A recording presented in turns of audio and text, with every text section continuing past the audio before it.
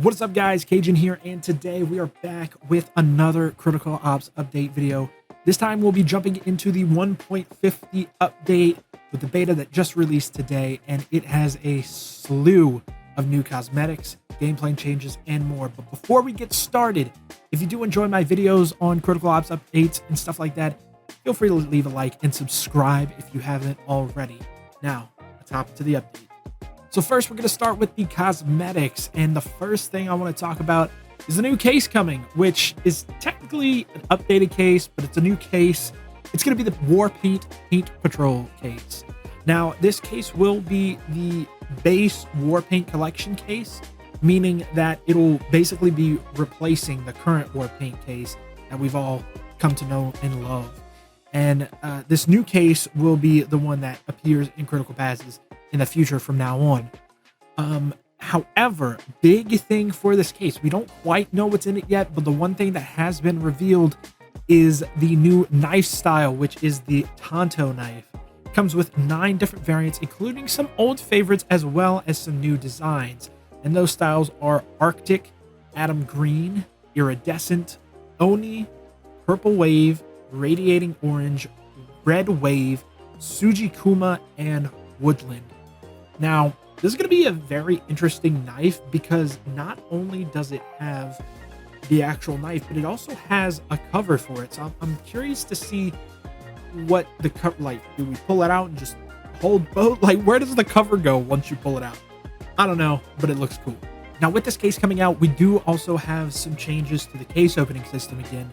That's right, the case opening experience has once again been revamped with a new preview screen and 2 new ways to open cases, those being the roulette mode and the grid mode. The case preview screen now shows which items you'll be able to get in the case right next to the case to the right.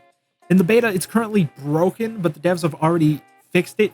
I guess it just didn't make it into this build that they released, unfortunately, but it is already fixed. They're going to put it in the full build of the game. It's already done. It's already complete. So don't worry about reporting that part. They know it's been fixed already. Now, with this new system, you'll be able to open up to 10 cases at a time. So multiple case openings have returned. And if you do choose to open multiple cases, you'll get the new grid mode system. Now, grid mode allows you to speed through cases as quickly as you want and get through a huge case opening very fast. Once you choose how many cases you want and then open, a screen will pop up showing a grid of items that progressively shows which items you get from each case. However, if you want a more exciting approach to case opening, well, then the roulette system is just for you, and it's finally been added to Critical Ops. We all know the excitement of watching OniPixel or insert CS YouTuber or streamer opening CS2 cases and getting a gold. Well, now we finally have that in Critical Ops as well.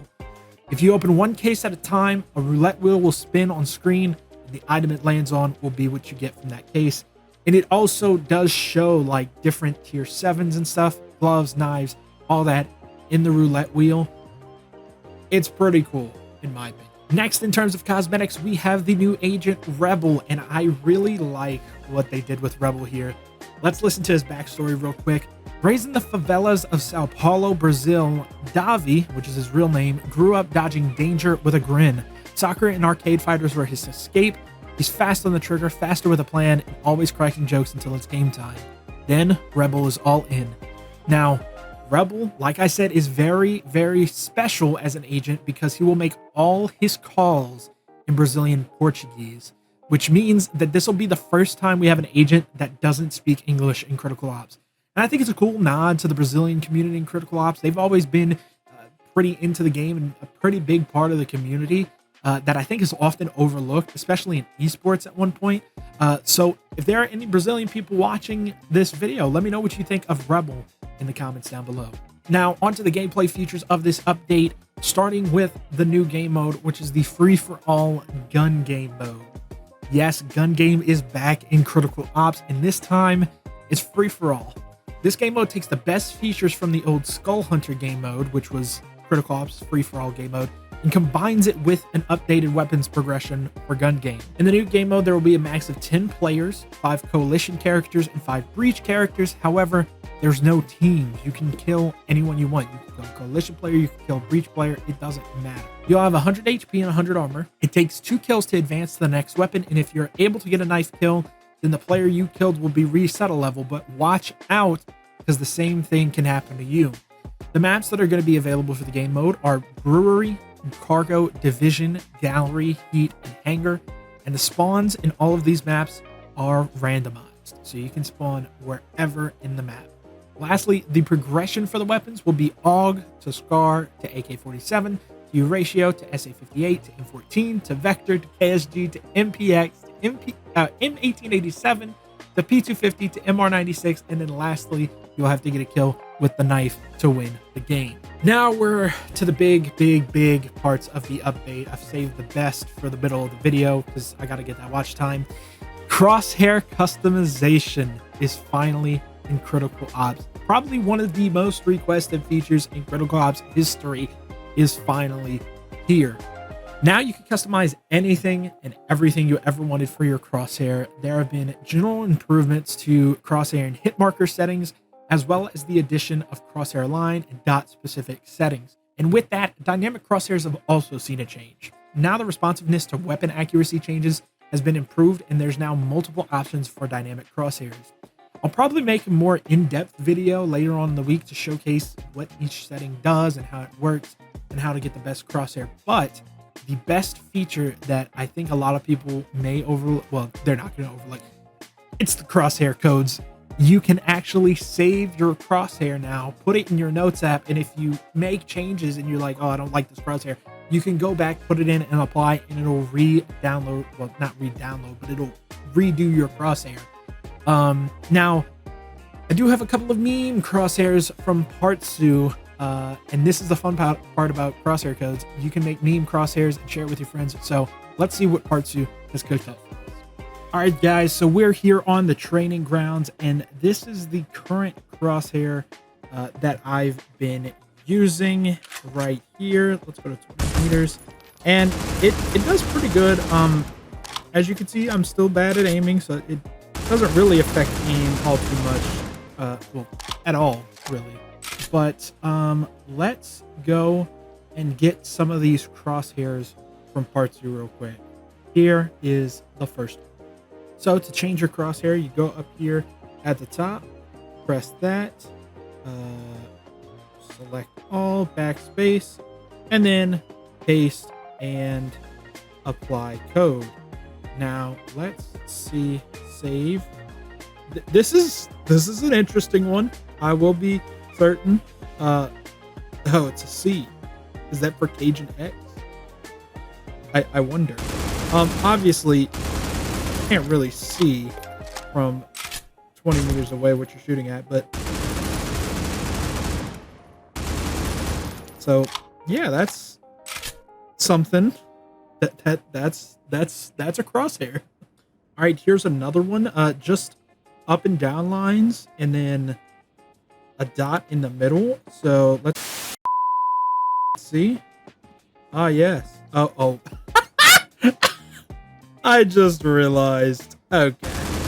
All right. I just realized what it was. Okay, part C. All right. That's so good. That's so good. I gotta cut that one, but it's so good. It's actually not a terrible crosshair. Hold up. Oh my god. It grows. Now, the second big part of this update, and another feature that's been widely requested for years, has been the ability to only have certain aspects of the HUD change on the HUD opacity setting. Well, now the entire HUD opacity setting has basically been reworked from the ground up. You can now specify whether you want specific buttons on your HUD to be visible or not. Not only that, there are now groups of different HUD opacity settings. You now have the options to individually change how visible the player status, which is your health, armor, and money, the weapon and ammo panel, the plant diffuse bar, and the ping marker wheel are. And if you're playing without touch controls, you can adjust the opacity of interactions as well. I'm not 100% sure what that means, but I'm guessing it's good. Along with the player group is the game group, in which you can change the match information, which is the scoreboard, stuff like that, surrender vote panel, and spectator panel opacities if you would like. You can also look into the communication and visual feedback opacity group and change how visible the chat and kill feed are. And you can also change how visual the connection and input method indicators are, along with the prompts for the objective and notifications that appear when the bomb is planted or you try to move before the round and it says movement is disabled. Next up for gameplay, we have a new map, which is Yard. It's a new fun map that takes place in a new area that shows more of the surrounding areas of canals. It's meant for fun 1v1s and to mess around in the canals theme. In the map, you'll see a tree in the center surrounded by 20 garbage containers that you can climb in, and it gives very like whack-a-mole vibes. I believe that was actually the starting base name for when Nigel was making the map. I think he named it whack-a-mole. The map is currently available for hosting in Diffuse, Gun Game, and TDM. So go check it out. Go have fun. Go play some whack-a-mole with friends. This will be a very good creator map to host some stuff on. So maybe we can host some stuff and play soon. I don't know. Now, a couple of small marketplace updates, but some very good updates, might I add. And honestly, I think I helped on this one. Something I've actually been asking for, and something I made a post about in the Discord, in the suggestions channel that we have, is the ability to filter duplicates while you're trying to pick for a sell offer. That's here now. You can, instead of having to scroll and see which different skin has the 2x little symbol or 3x or 4x or however many of the specific skin you have, you can now go into the filter options and select duplicates, or you can select favorites and it'll show up in the buy and sell offer creation menus. And then some content also got made available for marketplace selling, and those items are the 2024 esports content collection, the regeneration collection, the diabolic divine collection, the jersey K9 collection, and ranked season 14 rewards.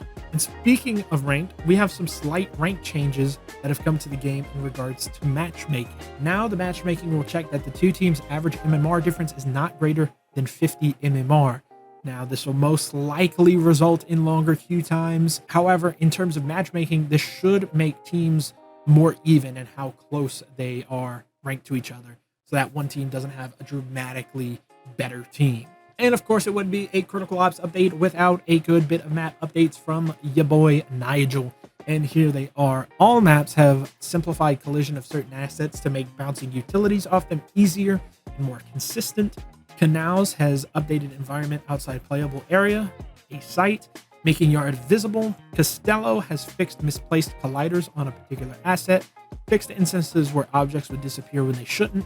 Gallery has fixed instances where objects would disappear when they shouldn't. Plaza has fixed a small gap showing the void in a mid. Purify has fixed instances where objects would disappear when they shouldn't. Raid has fixed a railing clipping through other geometry. And then lastly, Village changes to be site. All tints and stalls now have an inner collider, which makes them a little less penetrable. Or it says less penetrable, but I'm assuming this means that it'll make surviving on the other side of the stalls a lot more easier now, since it'll take more time to kill. So we'll have to see how Village plays now. And then some miscellaneous changes are that spawn protection has now been set to 2 seconds for all game modes, and there have been changes to mouse input support. Now, to dig a little deeper there, or to talk about that a little bit more, I've tried the new mouse changes, and I will say it is a lot better on my device. Android has always been kind of finicky when it comes to mouse support. It hardly worked at all when I tried it when input methods came out. So it's very much improved from when they came out. But there are still times when there's a good bit of latency issues, and it's not like snappy responsive like it should be all the time. And I think that's still going to have a majority of players play touch controls. There may be some that switch to mouse and keyboard, but I just still don't think that mouse and keyboard is a a foolproof or a viable way to play the game at the moment, just with how big the latency issues are. Of course, there are also some bug fixes in the miscellaneous changes, basically a lot of the under the hood optimizations, as well as fixes to not being able to cancel the ping marker with the X button and the unscoping on release to shoot with the X button as well. So if you have those features and use those features, go test them out, make sure they're working now. It should be fixed. And that's it for 1.50. It's a huge update with a lot of stuff that the community has been asking for years, I feel, and I'm finally glad that we have it.